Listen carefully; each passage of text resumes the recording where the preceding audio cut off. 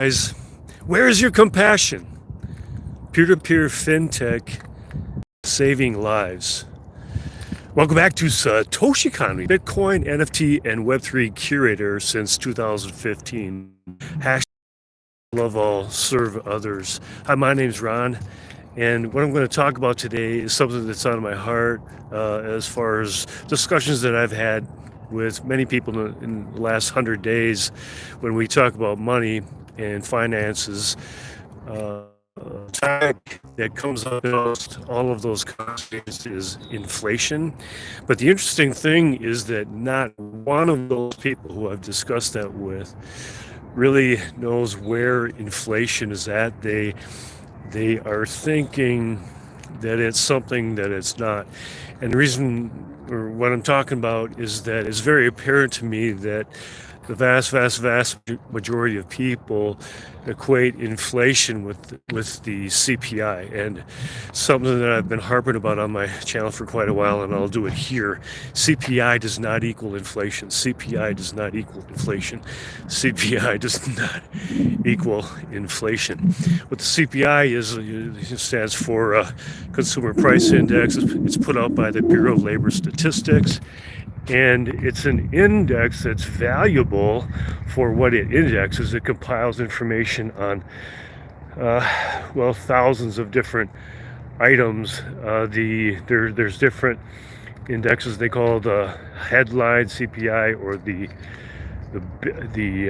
base CPI. But it's important for us to realize that, okay, well, back up a half step. Back in February of this year, the Bureau of Labor Statistics put out the CPI published report that showed that year over year, compared to a year ago, that the CPI index went up 7.9%, the largest increase in over 40 years. The important thing here for us to know is that they choose to publish that information without, even though they do have indexes that they keep track of, like shelter and food, they choose to publish the CPI report without indexing those into the CPI index.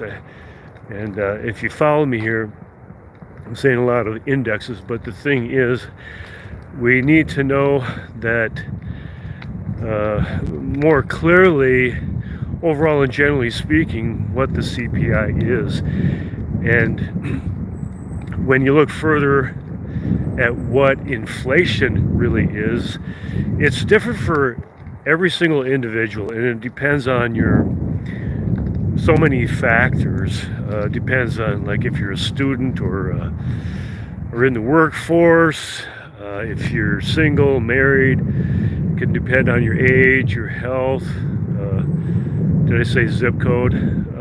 It can depend on if you have an investment portfolio. It can depend on, it obviously depends on what you spend your money on, but I've heard it said kind of like this, like if you are a student and you happen to live in your mom's basement and you love to play video games, well, your inflation rate depends on pizzas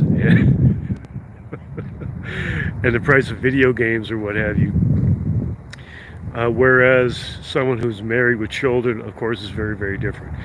But getting back to the reason why I did this video as far as compassion, there so many people that I've talked to recently, and even on some of the social platforms that I peruse, there's been a lot of shade they're casting on Bitcoin and cryptos, but especially on Bitcoin, because I just passed up something of interest here. Look at this.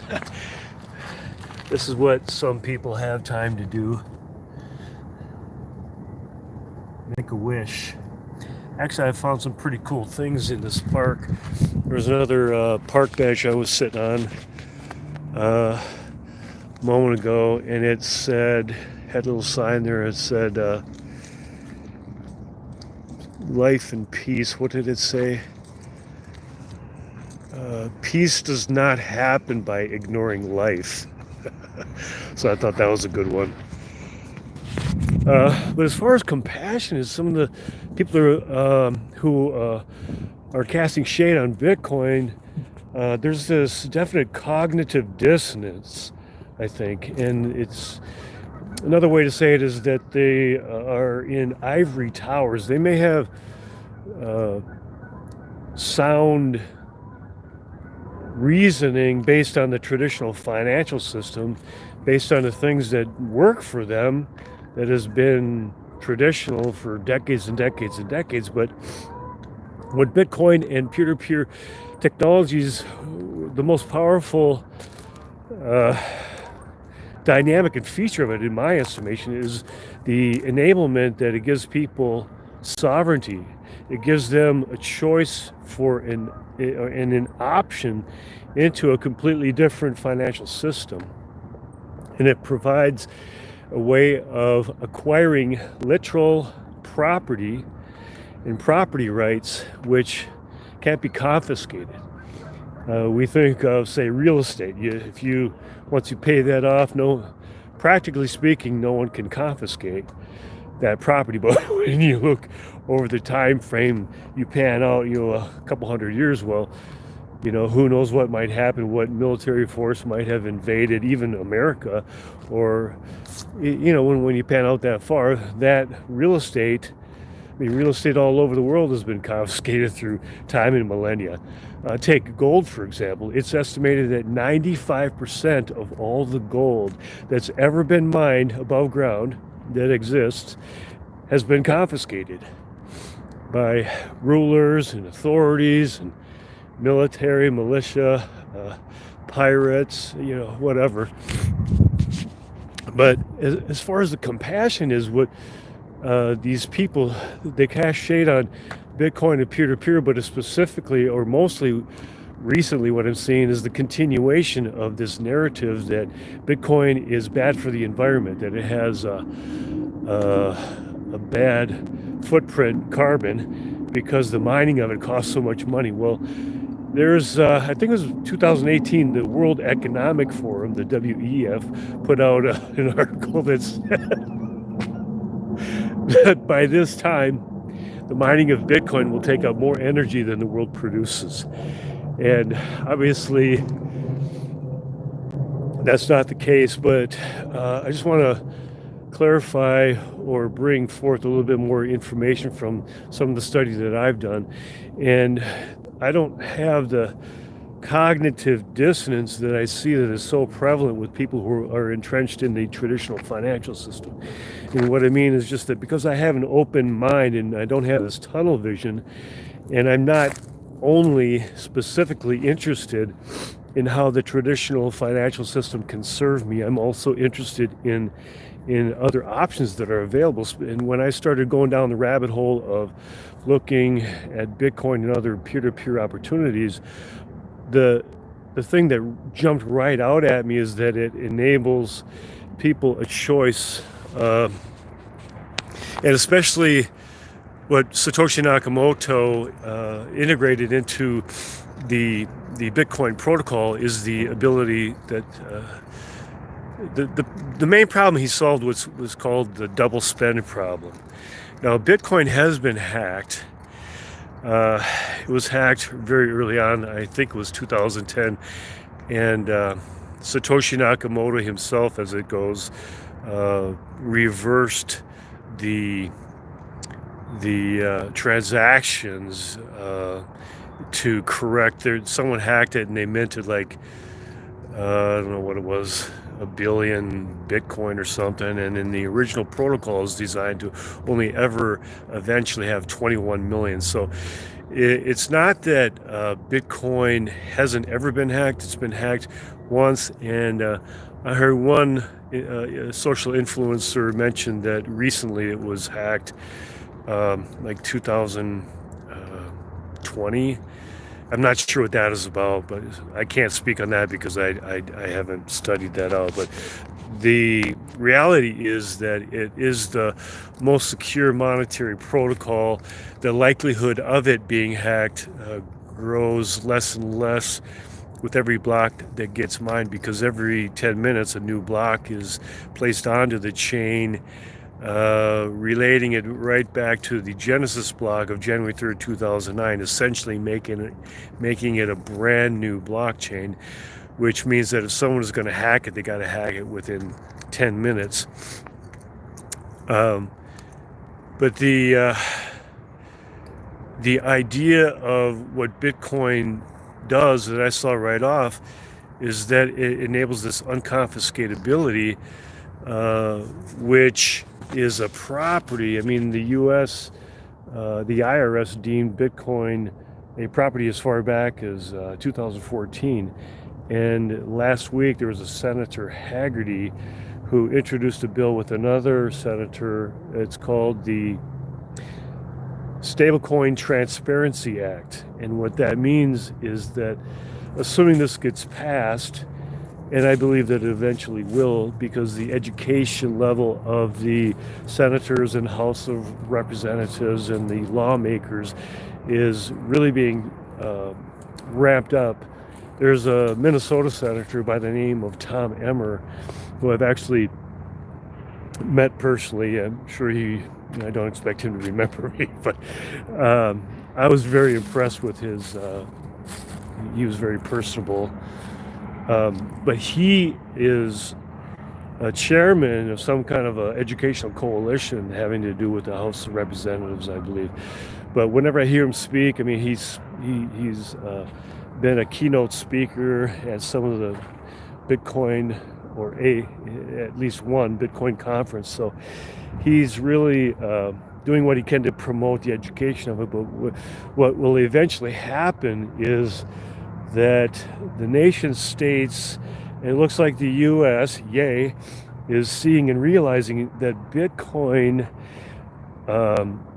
by embracing this financial technology, it will actually enhance the dollar system itself. And this all has to do with compassion in my mind, in a real sense, is because since primarily or even before that type of technology, it enables people especially in countries where there's high inflation. Well, let me double back. I was talking about the legislations that will eventually come forth. This will provide more regulatory clarity, which trillions and trillions upon trillions of dollars of even just U.S. money has been waiting for. People are chomping at the bit, trying to get these hedge funds and these other financial funds to be able to offer Bitcoin purchases for the people who invest in them. But no accountant will sign off on something that has no regulatory clarity. So there's a lot, simply put, there's trillions of dollars that won't get into the market unless there is this regulatory clarity. So eventually this will be pouring in. If you want to Google Kevin O'Leary, he was talking about this at the Bitcoin Conference 22 in Miami that ended April 10, 2022 here. He had some very, very good commentary on that. But so for me, basically what I'm saying is that if you're gonna cast shade on Bitcoin, or if you hear people casting shade on Bitcoin having to do with even with its supposed high expense of energy, one thing that they're doing is they're posterizing themselves for cognitive dissonance, or they're posterizing themselves for not knowing the whole story. They clearly have tunnel vision and are just repeating fear, uncertainty, and doubt that they've heard from the likes of Warren Buffett, Charlie Munger.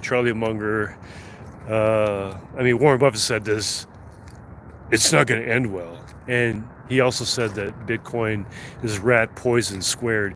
When now, fast forward several years since he's made those comments, he has hundreds of millions of dollars invested in companies, one of which is mining Bitcoin as a Bitcoin operation. And he sold off his Visa and MasterCard stakes, but he owns parts of companies that are heavily involved in developing blockchain technology. So the fact of the matter is that what Bitcoin does, I mean, Bitcoin miners are incentivized to set up in places where there's inexpensive energy, obviously. So they are incentivized to actually innovate better ways to increase the electrical efficiency of the mining. And that is happening. There has been, I believe it's Intel in the U.S.A. is going to be, I assume that right now they're planning and are developing their own ASICs miners. ASIC stands for application specific integrated circuit. But previous to today's time, the ASICs miners has been a veritable monopoly. So that's going to break that up, and as time goes on, just the Moore's law, really that dynamic contributes to the further innovation and efficiency of Bitcoin mining. There's a lot of energy at any energy source that is just wasted. It's uncapturable. Some estimators put that at about 8%. And where Bitcoin miners set up, they can literally tap into almost 100% of that otherwise wasted energy and utilize that to mine Bitcoin. So in other words, they're using energy that otherwise would have been wasted. So right there, that's it. That's all. It's that simple. There's a significant part of the energy that's used to mine Bitcoin that is 100% green energy in that respect. Furthermore, the notion that Bitcoin doesn't have anything backing it, which is what is still out there as far as a fear, uncertainty, and doubt narrative. These things only emanate from the traditional financial system. And understandably so. Why would they support something that they perceive as something that will disintermediate them? When if they just open up their mind and their eyes, they'll begin to see that actually it'll enhance the stance and the virality of whatever they're invested in already in the traditional financial system. So as the months and years go on, this will begin to be coming out further and further that those kinds of things, and especially with more and more regulation coming on, those things will be more and more widely known. What we'll see is that there will be not just the chomping at the bits, so to speak, of American investors, but they'll actually be able to invest in Bitcoin and peer-to-peer technology because of the increased and welcomed innovations. And so as far as I've been talking a lot about what happens in America, but I'm addressing the cognitive dissonance of American investors. They practically live in ivory houses, so to speak, and when they speak against or cash in on Bitcoin, they can't relate to people on the street in some of these countries that have runaway inflation. I heard someone say yesterday that there's 1.6 billion people on Earth in countries with a double and triple digit inflation. But when I look, and I've studied CPI, which is intentionally kind of trained to make people believe that CPI is the inflation rate, because it's like in lockstep with CPI, the word inflation. I mean, check it out yourself on a browser of your choice. But the way that they develop these indexes and publish these figures, yeah, they have value, but we have to understand what those values represent, and it's not inflation. It helps for monetary policy and helps for people that are in the power seats to develop or change monetary policy. But what I was beginning to say was that even in other countries where it might be double-digit inflation, in every case, whatever the inflation rate is published as, the actual inflation rate is much higher, significantly higher. If I was to ask you, and I'm asking you right now, what's the inflation rate in America? What would you say? And again, understanding that the inflation rate depends on the individual. I mean, it depends, it varies from individual to individual. But what would you say if I told you that for the widest swath of people in America, that the inflation rate is much more like 16, 17, 18% per year? Most people, I mean, I'm going out on a limb here, not as far as data. I'm going out on a limb for knowing the data and putting it out here publicly. So most people would think that I'm nuts or crazy, but I'm not alone. And there's a growing number of some of the smartest people. I'm not saying I'm smart. I'm just saying that I do a fair amount of study. But there's a growing number of some of the smartest people in the world who are announcing that the inflation is actually much higher than the 7.9%. So the reason why that's so important is if we want to do well or just maintain, what that means is that let's say, for sake of conversation, the inflation rate for me or for you is actually 15%, then what you have to do to maintain is to gain 15% in wages or 15% in passive income every year. And if you don't, then things get harder. And conversations that I had recently, we talked about that, how hard it is. Right now I'm going out with one of my daughters. We're going to go out looking for a car. We've been looking for a car for her. She's got $10,000 or $12,000 in her back pocket, but that's only, it's blowing away to me how much different things are right now in today's society, socioeconomically, than they were even 2 years ago. $10,000 will buy you a bucket of bolts. It might get you something that runs well, but it will practically only get you a car that has 140, 150,000 miles on it. So